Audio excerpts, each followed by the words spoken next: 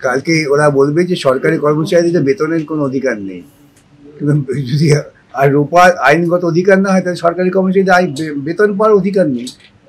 যিনি সওয়াল করেছেন তিনি কেন করেছেন তিনি বলতে পারবেন। এইটা যারা তুলনা করছেন তারা নিজেদের রাজ্যকে কালিমা লিপ্ত করছেন। তারা স্বীকার করে দিচ্ছেন যে সেখানে বেশি টাকা দিতে হয় আর এই রাজ্যে টাকা দেওয়ার দরকার হয় না। তো আত্মহনন করি বক্তব্য। যারা স্ট্যাটিক কি স্ট্যাটিক না বলছেন তাদের জিজ্ঞেস করুন তারা স্ট্যাটিক বলতে কি বলছেন। রাজ্য কেন অজুহাত দেখাচ্ছে, কি অজুহাত দেখাবে, কার জন্য অজুহাত দেখাবে, এটা একমাত্র বলতে পারেন রাজ্যের মুখ্যমন্ত্রী। আপনার উচিত মুখ্যমন্ত্রী গিয়ে প্রশ্ন করতে পারেন। আগামীকাল ডিএ মামলা শুনানি রয়েছে সুপ্রিম কোর্টে, তার ঠিক আগেই রাজ্যের পক্ষ থেকে আবারও হলফনামা দেওয়া হলো সুপ্রিম কোর্টে। কিভাবে দেখছেন এই পুরো বিষয়টিকে? কিসের হলফনামা আমি জানি না, আমার কাছে কোনো হলফনামা এখন আসেনি। রাজ্য নতুন কোনো হলফনামা দেওয়ার তো কোনো সুযোগ নেই যতটুকু আইনি পদ্ধতিতে। তাও দিতে পারেন, কারণ রাজ্যের পক্ষ থেকে যা সওয়াল হচ্ছে সেই সওয়ালে তো পরস্পর বিরোধিতা সর্বত্রই দেখা যাচ্ছে। সেই জন্য হয়তো হলফনামা দিতে পারেন আরেকটা নতুন বিরোধী তথ্য খারিজ করার জন্য। কিন্তু সেই হলফনামায় বলা রয়েছে যে জুন 2006 থেকে জানুয়ারি 2009 পর্যন্ত পশ্চিমবঙ্গের সমস্ত ডিএ দিয়ে দেওয়া হয়েছে, কোনো বকেয়া নেই। ঠিকই তো, 2006 থেকে 2010 পর্যন্ত তো বকেয়া নেই। বকেয়া তো শুরু হয়েছে 2011 থেকে। তো ওরা তো সত্যটাকে স্বীকার করতে বাধ্য হয়েছে। 2000 এটা তো ইতিমধ্যে কলকাতা হাইকোর্টের রায়েই আছে। 2011-র পর থেকেই দিদিমণি ক্ষমতায় এসছেন আর ডিএর টাকাটা তিনি না দিয়ে নাচানাচিতে টাকা দিয়েছেন। রূপা 2009 নাকি শুধুমাত্র বেতন কাঠামো সংশোধনের জন্য একটি আইনগত পরিকাঠামো প্রদান করে, এটা অধিকার নয়। কালকে ওরা বলবে যে সরকারি কর্মচারীদের বেতনের কোনো অধিকার নেই, কিন্তু যদি আর রূপা আইনগত অধিকার না হয় তাহলে সরকারি কর্মচারীদের বেতন পাওয়ার অধিকার নেই। যিনি সওয়াল করেছেন তিনি কেন করেছেন তিনি বলতে পারবেন। কিন্তু রূপা 2009 ডিএর যে অ্যালাওয়েন্স লেখা রয়েছে সেটা নাকি শুধুমাত্র একটা সংজ্ঞা।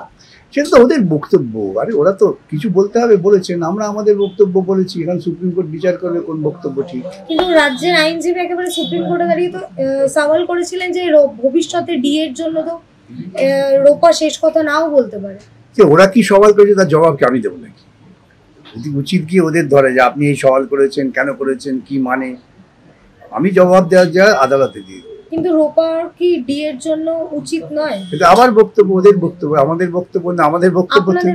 আমাদের মতে তো যে ন্যায়সঙ্গত অধিকার সেটা আমি ইতিমধ্যেই হাইকোর্টের রায়ে আমরা সেই দাবির অনুমোদন পেয়েছি। কিন্তু রাজ্য সরকার কোন সূচকের উপর নির্ধারণ করে ডিএ দিচ্ছে এই প্রশ্ন সেটা রাজ্য সরকারের যারা কৌশলী আর মুখ্যমন্ত্রী তিনি বলতে পারবেন, আমি বলবো কি করে। অন্যান্য রাজ্য দিল্লি, চেন্নাই ইত্যাদির তুলনা করা হচ্ছে বারবার। তুলনা করে তো নিজেদের ছোট করা হচ্ছে। দিল্লির বঙ্গভবন, চেন্নাইয়ের ইউথ হোস্টেল, এইটা যারা তুলনা করছেন তারা নিজেদের রাজ্যকে কালিমা লিপ্ত করছেন। তারা স্বীকার করে দিচ্ছেন যে সেখানে বেশি টাকা দিতে হয় আর এই রাজ্যে টাকা দেওয়ার দরকার হয় না। তো আত্মহনন করি বক্তব্য। লিভিং কস্ট বেশি বলে সেখানে নাকি বেশি দিয়ে দেওয়া হয়। তো এখানকার লিভিং কস্ট আমি বলুক আগে, সেটা তো বলেনি। চেন্নাই নাকি তামিলনাড়ুর হারে ডিএ দেওয়া হয়, কেন্দ্রের হারে নয়। খুব ভালো, তাই তামিলনাড়ুর হয় ডিএর টাকাটা আরো বেশি। পুরোটাই তো এআইসিপিএম। যা ওরা ওদের যা সওয়াল করছে সেই সওয়ালের জবাবটা আমি এই পোর্টালে দেবো না, সেই সওয়ালের জবাবটা আমি আদালতে দেবো। সেই হলফনামায় স্পষ্টত বলা হয়েছে যে রূপা 2009 এর অধিকার ডিএ স্ট্যাটিস্টিক ডাইনামিক। আমার মনে হয় এই প্রশ্নগুলো গিয়ে সরাসরি আপনারা কপিল সিবালকে করুন যে আপনারা এসব কেন বলছেন, বিকাশ রঞ্জন ভট্টাচার্যকে নয়। ডিএ কি সত্যি স্ট্যাটিক নয়? আর আবার বলছি, যারা স্ট্যাটিক কি স্ট্যাটিক না বলছেন তাদের জিজ্ঞেস করুন তারা স্ট্যাটিক বলতে কি বোঝেন, স্ট্যাটিক নয় বলতে কি বোঝেন। আমাদের যা মতামত তা তো হাইকোর্টের রায়ে প্রতিফলিত হয়েই আছে। কিন্তু এই হাইকোর্টের রায়ের বিরুদ্ধে তো রাজ্য সরকার গিয়েছে, আমরা যাইনি। সুতরাং হাইকোর্টের রায় যে বক্তব্য সেটা আমাদের বক্তব্য। ডিএ নিয়ে বারংবার সময়সীমা চাইছে রাজ্য, কোষাগারে টাকা নিয়ে একাধিক অজুহাত দেখাচ্ছে। রাজ্য কি অজুহাত দেখাবে তার জবাব কি আমি দিতে পারি? রাজ্য কেন অজুহাত দেখাচ্ছে, কি অজুহাত দেখাবে, কার জন্য অজুহাত দেখাবে, এটা একমাত্র বলতে পারেন রাজ্যের মুখ্যমন্ত্রী। আপনার উচিত মুখ্যমন্ত্রী গিয়ে প্রশ্নগুলো করা। কিন্তু এই মুখ্যমন্ত্রী তো বাম আমলে বলেছিল যে যে সরকার ডিএ দিতে পারে না তাদের সে কথাই বললাম, মুখ্যমন্ত্রীকে জিজ্ঞাসা করুন তিনি কখন কি বলেন তা তো তিনি জানেন না, তার তো একটু এখানে ঘিলু বেরিয়ে গিয়েছিল, এই ঘিলু বেরিয়ে যাওয়ার ফলে তিনি কখন কি বলেন বুঝতে পারেন না। স্যার একেবারে অন্য প্রসঙ্গে আসবো, আমরা যে নবান্ন অভিযানের চিত্র দেখতে পেলাম সেটা কি কাম্য ছিল? একেবারে মেয়ের বিচার চাইতে গিয়ে মা আহত হাসপাতালে। আজকে এটা জিজ্ঞাসা করছেন, যখন মইদুল মারা গিয়েছিল, সুদীপ্ত মারা গিয়েছিল, সে সময় তো আমার সাংবাদিক বন্ধুরা নিয়ে খুব ব্যথিত ছিলেন না? নিঃসন্দেহে এটা অত্যন্ত নিন্দনীয় যে একজন তার সন্তান হারা মা, তিনি মিছিলে গিয়েছেন, তার উপর আক্রমণ হয়েছে। এটা যেভাবেই হোক তিনি আক্রান্ত হয়েছেন, অত্যন্ত নিন্দনীয়, অত্যন্ত ব্যথার।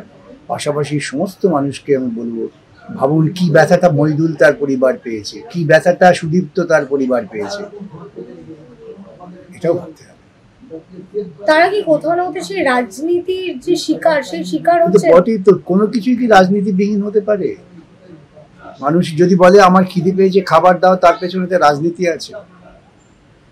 সুতরাং যারা মনে করেন যে রাজনীতি নেই, তারা একটা বকৎসব ধারণা নিয়ে বেঁচে আছেন।